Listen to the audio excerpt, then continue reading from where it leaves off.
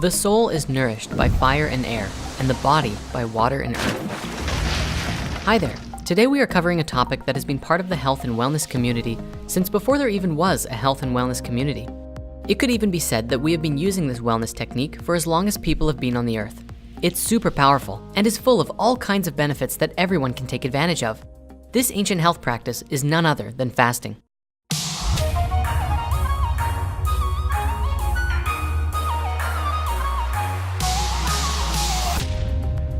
There are many different types of fasts found across just as many cherished traditions, and they all generally revolve around the idea of not eating food for a period of time. The most common is a water fast where you drink only water and don't eat any food for the duration of the fasting period. In recent years, some other forms of fasting have been quite popular as well, such as juice fasting, where you consume only fresh fruit and veggie juices. There has also been some remarkable cases and studies on dry fasting, which entails going a set period of time without both food or water.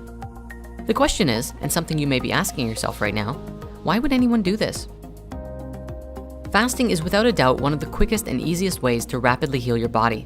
It is known to provide a wide range of benefits, such as reducing neurological diseases like Alzheimer's and Parkinson's, inducing body-wide cellular repair processes, lowering risk of diabetes, reducing stress and inflammation, and even preventing cancer.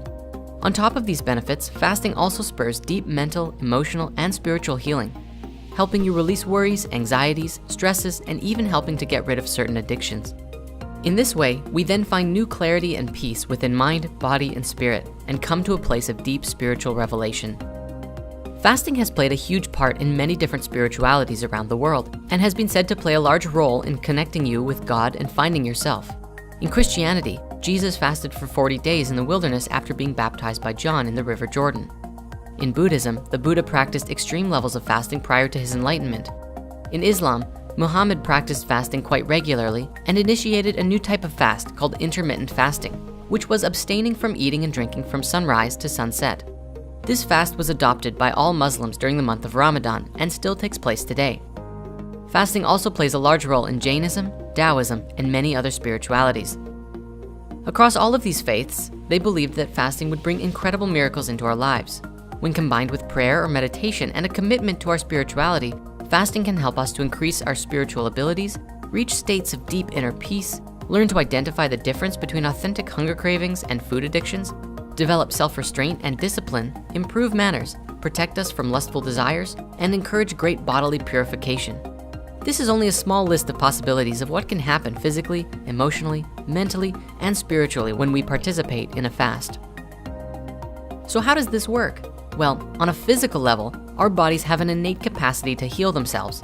However, under normal circumstances, a great deal of energy in our bodies goes to the digestive system and metabolizing processes, turning the food we eat into usable energy for us to live our lives. This also means that the systems required for healing and repair are put on hold until these other processes have run their course. Thus, by fasting, we are essentially asking our bodies to take a break from digesting, freeing up a lot of energy for use on healing other parts of our bodies that often get neglected. For those who are curious, the deep physical cleansing benefits of fasting only really arise when you cut out food entirely. Just eating less than your recommended daily amount is not the same because eating anything at all adds to your body's active energy storage called glycogen, which takes about 10 to 12 hours to be depleted. It's only after this time that the body starts burning fats for fuel and using up your excess fat storage for energy. The benefits that we could really go into here are astounding. However, the main points are as follows. Once your body enters into the state of burning fats for fuels, we see our glucose levels drop. We start to lose weight and belly fat as it's used up for fuel. We see insulin and IGF-1 levels drop, reducing risk of diabetes, and we see many deep cellular repair processes begin as the body begins removing waste material from our cells. We also see beneficial changes to several genes and molecules related to longevity and immunity to disease, as fasting actually produces new stem cells into the body. This process also reduces oxidative stress and inflammation as well. Fasting is also very beneficial for heart health as it improves blood pressure, cholesterol, blood triglycerides, and blood sugar levels. Doing this also improves brain function, which reduces anxiety as a result. Not surprisingly, exercise is the only other thing we know of which shows the same positive effects on brain health as fasting. Whenever you end a fast, it's important to do it very carefully. If you come off of your fast and go straight into eating how you used to, you may find your belly becoming quite bloated. This is actually normal if you intake food too quickly or eat food that your newly cleansed body doesn't actually like. If you instead start with teas, soups, and smoothies, and then begin shifting to small amounts of raw or plant-based foods, your body will have a much easier time adapting back to eating again. For those who are just starting out with the practice of fasting, you should probably know the different kinds of fasts that there are, because there are quite a few that exist now. Here's a short list of different fasts that you can try. Water fasting, the most basic and essential of all of the fasts. It's just drink nothing but water for the duration of the fast. In this way, you consume 0 calories, 0 nutrients, and 0 carbs, and thus this becomes one of the purest fasts out there. Many people just starting out sometimes include a small 50-calorie soup broth per day, but no higher, as 50 calories are not enough to stop the ketogenic process of your body breaking down fat storage. The next fast that we want to share is juice fasting. This is one of the easiest fasts to get started with from the perspective that you can go days and days without experiencing hunger because you are still supplying your body with tons of energy for your body to use.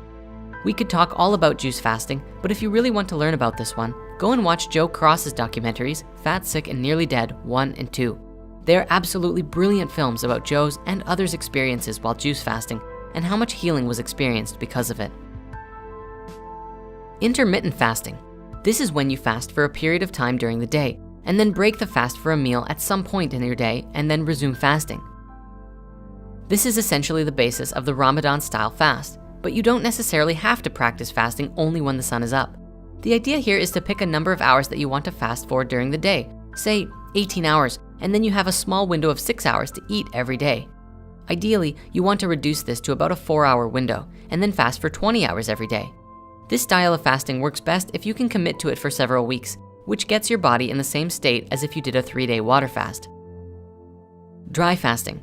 Now, before we even describe this one, we'd like to express not to try this fast until you have practiced other forms of fasting for a long time, and not to practice without supervision. That said, this is going to blow your mind. There is this myth out there that humans can only survive without water for 3 days and then you'll die. However, the longest record for someone surviving on a dry fast is actually 18 days.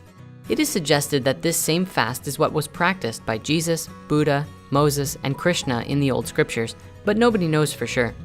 Dry fasting is particularly intense because it involves cessation of both food and liquid for the duration of the fast. Some even restrict physical contact with water as well, because under dry fasting conditions, the skin becomes more absorptive to the moisture in the air and what you touch. Normally, toxins are released through the liquid in the body, but since there is very little water in the body at this point, toxins are eliminated by a unique mechanism whereby each cell essentially becomes its own furnace to burn up its own waste by attempting to rebalance the heightened levels of pressure between the inside and the outside of the cells. This method of fasting also releases more living stem cells into the body than regular fasting. A Russian doctor named Dr. Filanov has practiced medical dry fasting with his patients and experienced some tremendous results in healing some very deadly diseases, and has compiled his research into a book called Dry Medical Fasting: Myths and Reality. A translation of the book is available on our website, and we'll provide links below in the author comments. My live action counterpart, Jordan, did a 7-day dry fast between the August eclipses of 2017, and you can read about them on his blog. We'll also post links to that in the comments too. There are also a lot of new fasting systems out there which have been invented recently, such as the Master Fast Cleanse. This is a fast which combines intermittent juice fasting and dry fasting, where you consume dark juices for 6 hours a day and then dry fast for the remaining 18 hours until the next hydration period. You also consume a small amount of psyllium husk pudding with activated charcoal and bentonite clay, which is essentially a non-nutritional fiber that massages your intestines and peels toxins out of the colon as it moves through. Then, once a week, you dry fast for a longer period, and that longer dry fast duration increases over the course of the fast, which is upwards of 60 to 120 days. Our friend Giovanni did this fast, and if you'd like to read about the experiences he had, you can do so on the Collective Evolution website. You'll find links to that story in the author comments as well. Now, again, for those who are just starting fasting, or who are even seasoned vets, we'd like to give you some warnings and advice to keep everybody safe. Firstly, be careful and don't push yourself too hard. If you've never done fasts before, it can be jarring and very difficult to do a fast more than a day or two, but that's a great place to start. The first 3 or 4 days are always the hardest, but once you really get into the flow of it, you might even find that you're not even hungry once the fat burning really begins. Also, fasting becomes easier with every friend or family member you do it with. When you have mutual support from a community around you, it's just easier than if everybody around you is eating and you are not, where it can become easier to fall off the fast before your body has fully reset. For us, for about a year between 2016 and 2017, we adopted a practice of fasting every Sunday as a spiritual practice and an energetic reset, and it felt great. It actually stopped after we did some much longer fasts, and now we simply fast when it feels right to. Thank you so much for watching, and happy fasting.